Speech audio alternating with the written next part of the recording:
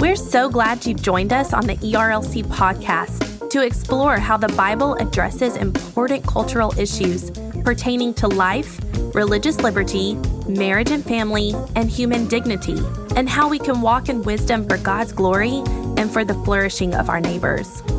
If you're enjoying this podcast and find it helpful, please leave a review wherever you listen. This will help more people find and benefit from what we're learning together. We are grateful for the time you take to join us for these conversations.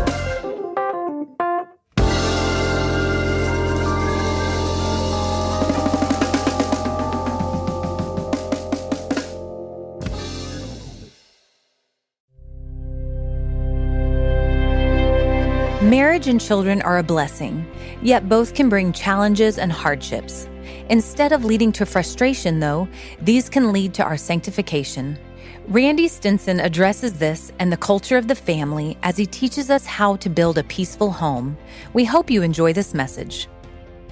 I've been married to my wife, Dana, for almost 28 years, and we have 8 children, and I think it's important for you to know, given the topic, that we have a peaceful home. What do I mean by peaceful? Let me tell you what I don't mean. I don't mean quiet, as in peace and quiet. Our home is not library-like. In fact, you can have a quiet home and not have a peaceful home.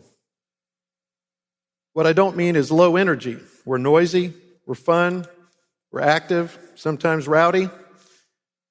I want you to know you can have a low energy and subdued home and still have no peace. What we're trying to cultivate in our own home is what the author of Hebrews calls the peaceful fruit of righteousness. Where there is right behavior, there is peace. And when members of a family are rightly related to one another, there is peace. I'm going to assume a Christian home this afternoon. There is no way that members of a family can be truly rightly related to one another outside of the gospel. So in the home, you have the husband-wife relationship. This is the key to a peaceful home, the way that a husband and wife relate to one another, and as they are rightly related to one another, it trickles down into the rest of the home. And I want to argue the husbands are to lead out in this. You have in Ephesians 5, Paul arguing how a man should treat his wife, and he says, what man ever hated his own flesh, but he nourishes it and cherishes it, and he should care for his wife as second nature as it is for him to care for himself. When he gets hungry, he eats. When he gets injured, he goes and gets to the doctor. It should be second nature. There's a way that a man cares for his wife that cultivates peace in that relationship. Colossians 3 tells husbands, love your wives and don't be harsh with them. Then don't provoke your children. And what Paul is saying to the Colossians is God cares even about the tone of a man's voice in the relationships that he has with his wife and his children. And then finally, Peter says, husbands, live with your wives in an understanding way, showing honor to the woman as a weaker vessel, reminding them that they're heirs, equal heirs with them, so that their prayers may not be hindered. And what God is saying through the Apostle Peter is, care for your wife, treat your wife the right way with understanding, with care and gentleness. This is the key to peace in a marital relationship. Wives are not outside of responsibility in this, the fruit of the Spirit, the one another's of the Bible. But peace in the home starts with peace between a husband and a wife. And then there's a relationship between parents and children, developing a peaceful relationship between parents and children. This is where Hebrews 12 comes back into play. Discipline seems painful for a while, but yields the peaceful fruit of righteousness. This is where right behavior does yield peace. Where there is right behavior, there is peace. In fact, if we always had right behavior, we would not need people like peace officers. And so discipline, and as parents train up their children, discipline is a key part of peace in the home as parents impart to their children how they ought to act and then enforce the ways that they ought to act. But Galatians 6 is very informative here because Paul writes to the Galatians, if any of you are overtaken in a trespass, you who are spiritual, restore such a one. In what way? In gentleness. Why gentleness? Lest you too be caught in the same trespass. Think about the number of times a parent, day in and day out, has to offer correction to their children.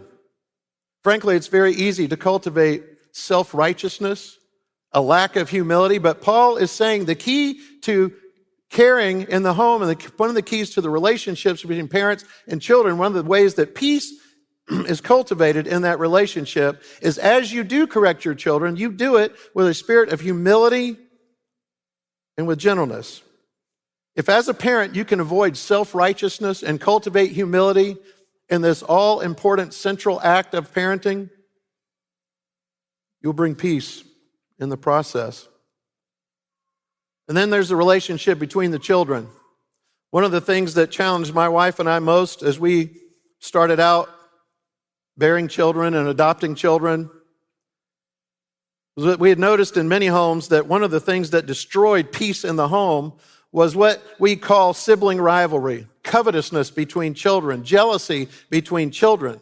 And people had told us for years, that's just part of it. Sibling rivalry is just an accepted part of childhood, and we just couldn't believe that. I could not accept that. What parents try to do in their parenting is they try to even everything out a lot of times with their children. One kid gets a candy bar, the other one gets a candy bar. One kid gets a pair of shoes, the other kid gets a pair of shoes. One kid gets a treat, the other one gets a treat. One kid gets to go have something fun, the other kid gets to go have something fun. And when you have just a couple, that's fine. When you have 8, that's undoable. It doesn't have, I can't afford it. And if you think about it, parents do that because they think they're avoiding this opportunity for covetousness. How could they covet when they all are getting the same thing every time? But what actually happens in the heart of a child is that it builds up what I would call a sense of entitlement in the child. Then the child expects, when Susie gets a candy bar, I get one. I deserve one. And that actually is the exact definition of covetousness. I'm entitled to what somebody else gets. Inadvertently, we are creating hearts that are covetous. We're enforcing sibling rivalry. We have a saying in our home that inequity is the great equalizer, which means really the main thing we all have in common is we don't all get the same thing ever. And so what we've tried to do in our home is create moments intentionally of inequity. Sometimes a child will come in the living room and I'll be eating some M&Ms and I'll give the kid some M&Ms and then for the distinct purpose of saying no to all the other ones that come in behind him. And some of you might think that's mean. That's not mean. That's life. When our kids were younger, I would travel and I'd bring home a gift, and I would bring home a gift for one of the children. And I'd pull them all together and I would say something like this: 7 of you are getting ready to have an opportunity to rejoice with one of you. Now, it didn't always work exactly right at the beginning because I'd give the gift to the one child and then there were a couple of others in tears. I'm so happy for you. And but I can assure you, when the Bible says rejoice with those who rejoice and weep with those who weep, it is one of the central tenets of health in a church, and it is one of the central tenets of health and peace in the home. Because I can assure you that you can learn how to rejoice with someone who had something good to them happen, even if that was something you had hoped would happen to you.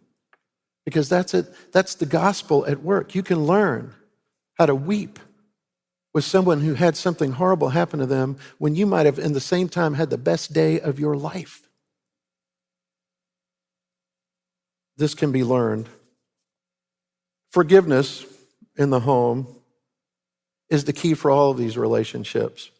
One of my biggest disappointments over the years, as someone who's been a minister of the gospel for nearly 30 years, is going into Christian homes and recognizing how much grudge holding is happening, how much list making is happening, keeping track of the sins of others. When Paul writes to the Romans in chapter 3, he lists out, starting in verse 9, the pervasiveness of sin, and then he talks about the horror of sin, and then he finally gets to the worst part of all, the inability of ridding ourselves of our own sin. And it's bad news after bad news after bad news, but then But now the righteousness of God has been manifested apart from the law, though the law and the prophets bear witness to it, the righteousness of God through faith in Jesus Christ for all who believe. And as believers, we know that we are covered not in our own righteousness, but what theologians call an alien righteousness, one that is not ours. It is the righteousness of Christ. And those of us in our homes that will daily preach the gospel to ourselves and remind ourselves that we did not do this on our own, we are covered in the righteousness of another, it will produce humility in our relationships. Because I approach my wife as a husband, she approaches me as my wife, and we both know there's a mutual humility there that none of us brought anything to the table. Both of us are covered in the righteousness of another. Neither one of us could do any of this on our own. And it produces mutual humility. It produces in the home, which is so central to peace in the home, what the Bible calls forbearance. And my own little homegrown definition of forbearance is this: don't sweat the small stuff. And a corollary to that is most stuff is small stuff. When we have purposed in our home over the years that as soon as we know we have wronged someone else, and parents have to lead out on this, but when we know we have wronged someone else, the first thing we do is acknowledge it. We go to that person as soon as possible, and we say something as simple as this: I'm sorry I did blank. Will you forgive me? Not, I'm sorry you're so sensitive. That's not an apology. Not, if you were offended. That's what we call a sports apology. These guys that get on national television and say, if I offended somebody. Well, of course you offended somebody. You're on ESPN. Talking about your offense. When two people get married, they double the sin quotient. You have a couple of kids, you've quadrupled it. You have 8, I don't even know what you call that, but it's a lot. It's a lot. There are multiple opportunities going on in our home all the time. Opportunities to say the wrong thing the right way, the right thing the wrong way, the wrong tone, the wrong attitude. And what we've discovered is forgiveness is what I would call in our home the oil in the machinery that keeps the gears from grinding. Another factor in peace in our home is authenticity. We've worked really hard to live the Christian life in our home just authentically. Because I want to be clear, we're not talking about people in our home that are just walking around with painted on smiles, faking it until we make it. This is a storm-tossed family if there ever was one. I'm not talking about faking it. I'm just saying hypocrisy in the home, particularly as it is seen from children in their parents. Hypocrisy in the home is a cancer. It breeds disruption, not peace. It breeds heartache, not peace. It breeds confusion and not peace. Some of you may be checking the box of family devotions every single night, but you're not demonstrating the fruit of the Spirit of gentleness and patience and kindness day in and day out. That's hypocrisy. And believe me, children are professional hypocrisy detectors.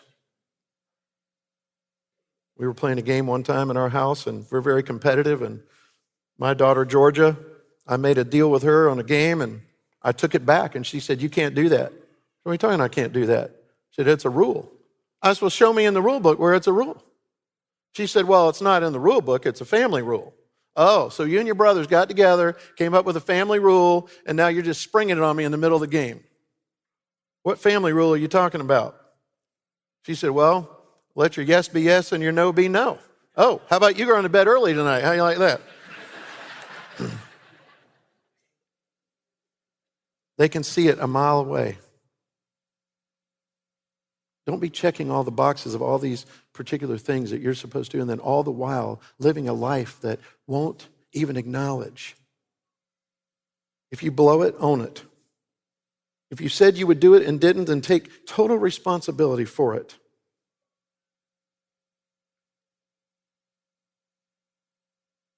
Finally, I just want to finish with this admonition. You should be having fun in your home. I tell my friends, I tell my kids, we're Christians, we're just not mad about it. You should be having fun in your home. High expectation with no fun is oppressive. And if you want to have a home that lacks peace, you just make it an oppressive environment by having all expectations and no fun. All fun and no expectations is silliness.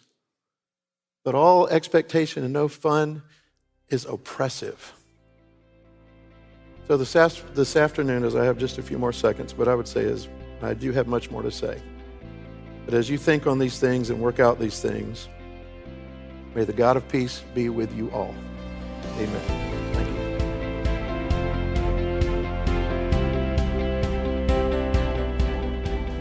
Thanks for tuning in to the ERLC podcast. Visit ERLC.com for more resources on this and a variety of other topics. And join us next week as we hear about fatherhood from Eric Mason.